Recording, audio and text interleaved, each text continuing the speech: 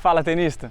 Se você está aqui hoje é porque você tem a intenção de melhorar de alguma forma o seu jogo e passar a ganhar mais partidas.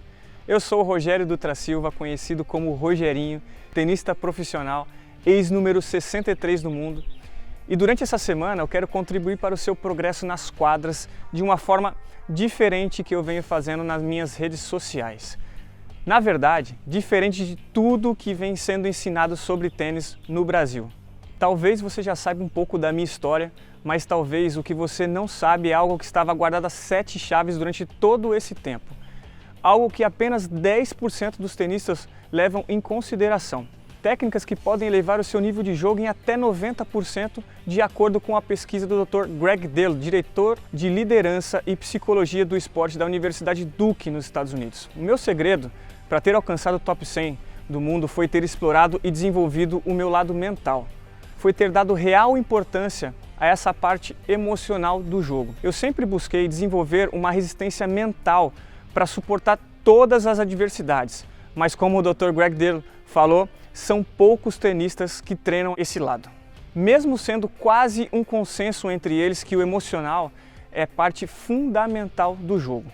O que a gente vê é que muitos tenistas amadores, profissionais e até mesmo as boas academias preferem focar apenas nos treinos físicos. Não sabem eles o grande erro que estão cometendo.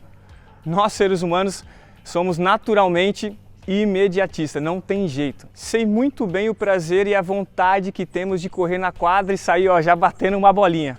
Mas, se formos fazer uma análise fria dessa situação, podemos chegar à conclusão de que se o lado mental fosse mais desenvolvido, poderíamos ter mais tenistas de alto nível em atividade e inclusive mais atletas nas academias. Mas o que ocorre é que a maior parte de nós foca apenas no curto prazo e acha que desenvolver algo fora das quadras é perda de tempo. Você não tem ideia de quantos tenistas acabam desistindo no meio da jornada. Tudo porque não procura entender, de fato, onde está o problema, que em grande parte das vezes está no controle mental. E você acha que isso só acontece com os amadores? Com certeza não. Acontece com os que pretendem ser profissionais, com aqueles que praticam esporte só por lazer mesmo, e até os tenistas que competem grandes torneios, nível ATP, nível Future, todos os níveis no tênis. Na verdade, todo mundo, incluindo você, pode passar ou talvez esteja passando por um momento em que a mente vai tentar te sabotar. Você começa a perder jogos fáceis, você começa a se irritar com qualquer coisa, a descontar o seu desequilíbrio na coitada da raquete. Começa a achar que aquilo não é para você e em muitos casos pensa até em ir embora, em desistir, não quero mais isso. Sei exatamente como é isso, porque foi exatamente o que aconteceu comigo. Eu sempre fui um atleta muito esforçado, corri atrás muito, passei por inúmeras situações difíceis, complicadas, pessoal, de verdade mesmo. Muitas vezes treinei sem patrocínio, treinei sem equipe, sem orientação, sem dinheiro para ir para as competições. Cheguei até a ser enganado por pessoas que prometeram suporte, mas na hora H, corria, não honrava com seus compromissos. Na real, eu poderia passar horas e horas aqui falando das coisas negativas que aconteceram na minha vida até eu chegar no auge como tenista. Mas eu não quero falar sobre isso agora. Isso aí já passou. O que eu quero dizer é que se eu cheguei ao posto de número 63 do mundo no ranking da ATP, foi porque eu consegui superar o desafio mental do tênis. Eu soube ser resiliente, soube me adaptar às situações e me ajustar diante das situações mais complicadas que enfrentei na vida. É o que eu falo sempre pra galera. Você precisa ser como a água. Mas aí você vai falar, Rogerinho, como assim, como a água? Que papo é esse? É que a água se molda a qualquer recipiente. Você põe num copo, ela adquire aquele formato. Põe num balde, ela já está em outro formato. Enfim, você precisa saber moldar as situações e saber que nem sempre elas vão ser favoráveis para você. Isso, de fato, é ser resiliente. Eu sei que é muito difícil conseguir ser assim. Comigo também foi e ainda é. Em uma das vezes que eu fui enganado, eu pensei em desistir de tudo. Quis chutar o balde, queria abandonar o tênis profissional. A vida estava passando e o mundo parecia que conspirava contra mim. Parecia que cada hora acontecia uma coisa errada comigo. Mas foi aí que uma grande figura apareceu em minha vida e fez tudo fazer sentido novamente. Um cara que de fato é um pai para mim, que mudou minha vida dentro e fora das quadras. O cara que me trouxe de fato de volta para o jogo. Esse cara é o senhor Larry Passos, paizão para mim. O Larry sempre foi um dos meus ídolos. E quando ele me chamou para conversar, porque ele ficou sabendo que eu estava desistindo, foi uma coisa que mexeu demais comigo. Eu fui embora de São Paulo, atrás do Larry, lá em Santa Catarina, e quando eu cheguei lá ele me disse: "Você tá doido, moleque? Você quer parar de competir agora?" E eu fiquei meio sem entender, ele me deu um puxão de orelhas, clareou minhas ideias e me convidou para treinar na academia dele sem me cobrar, pessoal, nenhum centavo. Agora, imagina só, estava sem treinador, sem grana, não tinha estrutura nenhuma, totalmente desmotivado, e aí eu recebo um convite para treinar de graça com que era um dos meus ídolos, que inclusive ajudou outro ídolo meu, que é o Guga, que é o maior ídolo que a gente tem aqui no Brasil, ex-número 1 do mundo, então parecia até um sonho. É claro que eu não recusaria jamais um convite desses, mas o Larry ainda conseguiu me surpreender. A gente batendo um papo, conversando, ele chegou para mim e falou: "Rogerinho, cavalo, como ele fala, se você ficar aqui 2 anos você tá top 100. Eu olhei para ele e falei: "Larry, você tá brincando comigo?" "Rogerinho, 2 anos você tá top 100. "Mas como assim, Larry?" "Mas se ele falou, quem era eu para pensar diferente ou fazer alguma coisa diferente?" Então, o que eu fiz, pessoal? Eu segui tudo que ele me orientou e a profecia dele realmente aconteceu. 2 anos mais tarde, eu estava entre os 100 do mundo. Ou seja, uma conversa, uma puxada de orelha, um trabalho mental bem feito, fizeram com que eu abandonasse a ideia tola de não jogar mais, de desistir de tudo. E acabei me tornando o número 63 do mundo. Então, pessoal, moral da história é que você não deve jamais abrir mão dos seus objetivos facilmente. Se possível, converse com as pessoas que têm mais experiência, que já tiveram esses resultados semelhantes ao que você almeja, ao que você quer, aonde você quer chegar. Como dizia o Thomas Edison, muitas das falhas da vida acontecem quando as pessoas não percebem o quão perto estão quando desistem. Você precisa controlar seus pensamentos para não desistir. Entendeu o que eu estou falando? Presta atenção, hein? E quando eu falo em não desistir, eu não estou nem me referindo ao tênis profissional, até porque eu não sei se você quer ser de fato profissional, um tenista profissional ou não. Eu falo mesmo na necessidade de trabalhar o mental para não desistir do esporte que te proporciona alegria, lazer, diversão, saúde. A verdade é que controlar o seu lado mental é importante para você não desistir de você mesmo. Mas como já disse, eu sei que isso é muito complicado, que realmente não é uma tarefa tão simples, tão básica assim. E como naquele momento que eu estive abalado mentalmente, o Larry pegou na minha mão e não me deixou desistir, eu pensei em fazer o mesmo com você. É por isso que estamos aqui hoje e eu quero compartilhar toda a minha experiência durante esses dias para que você consiga melhorar sua performance nas quadras sem precisar se matar tanto de treino. Porque às vezes a solução para o seu progresso pode ser só a falta de um puxão de orelha, como aquele que eu tomei lá em Santa Catarina que resolveu a minha vida. Agora eu preciso te falar uma coisa muito importante. Não importa se você quer ser número 1 do mundo ou se você só quer jogar uma bolinha aí com seus amigos de final de semana. Você precisa controlar o seu mental se quiser fazer isso por muito tempo e com qualidade. Senão, será apenas mais uma diversão passageira. Eu não estou falando isso só por falar, tá certo?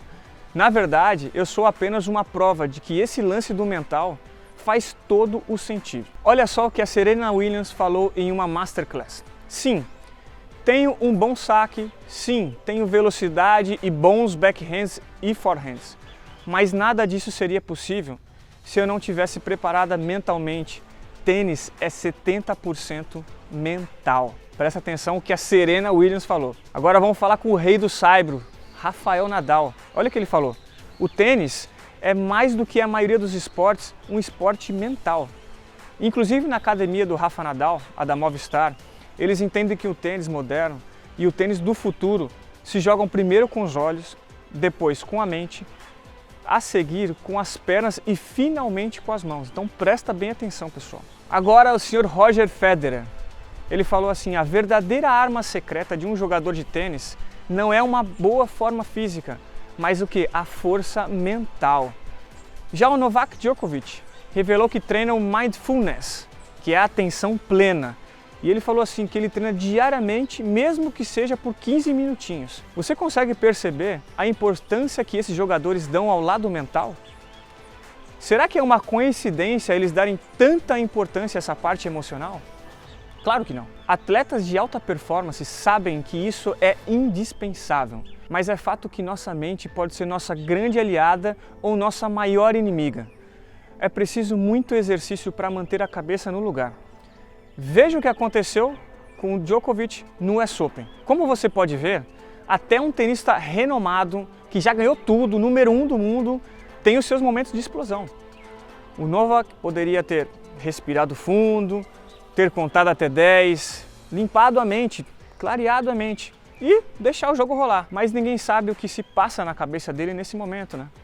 E eu não estou aqui para julgar ninguém. Infelizmente, ele atirou a bolinha e mesmo sem querer, acabou acertando a juíza e acabou sendo eliminado do torneio. Então eu vou repetir para vocês. Para conseguir manter a cabeça no lugar, é necessário muito treino, mas muito mesmo, pessoal. Muita gente, quando vai falar de treino mental, pensa que é só uma brincadeira. E não é. E é preciso, sobretudo, autoconhecimento. Certamente o Djoko treina isso demais, mas ninguém é de ferro. E foi bom para ver que ele é um ser humano também, que sempre rola um descuido. O trabalho mental é muito parecido com o trabalho físico. Se você quer ter um músculo forte, você precisa o quê? Ir lá na academia, não é?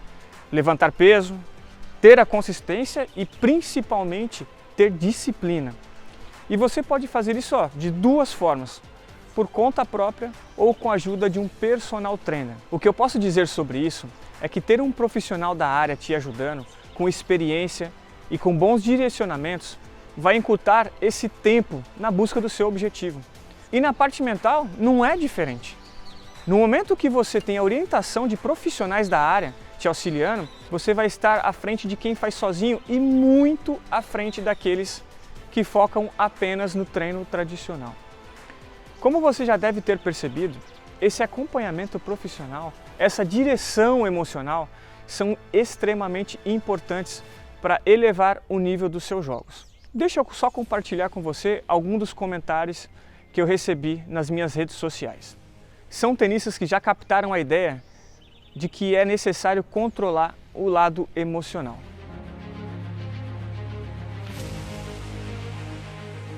Pessoal, agora dá uma olhadinha nesse depoimento desse aluno do nosso curso, que bacana. Bom, uma coisa que me fez evoluir bastante nas aulas do Rogerinho, aquela questão de pensar no presente, evitar pensar no futuro, jogar cada ponto.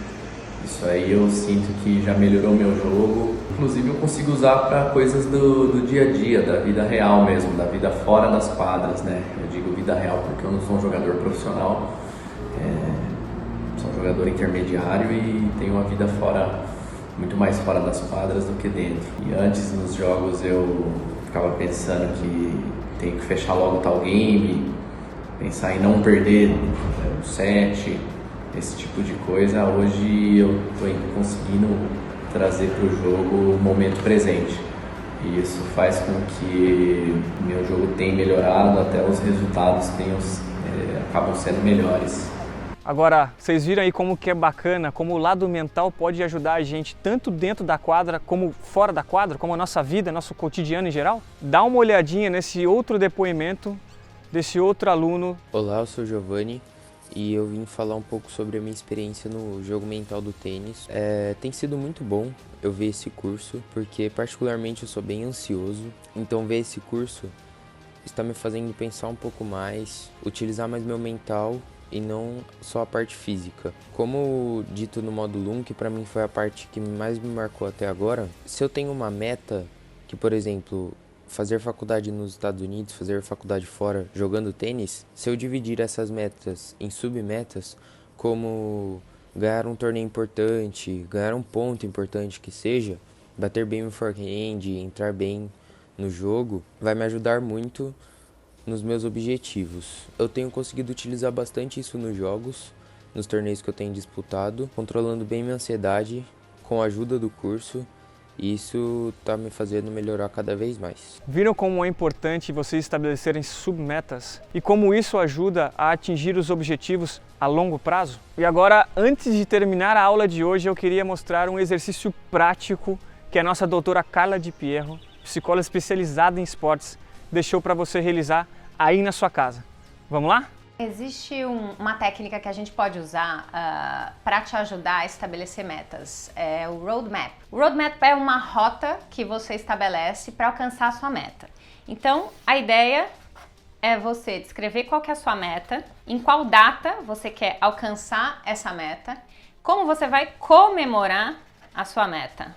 Assim você estabelece qual momento, o que você quer alcançar, como você vai comemorar. Você está descrevendo exatamente tudo que você quer alcançar.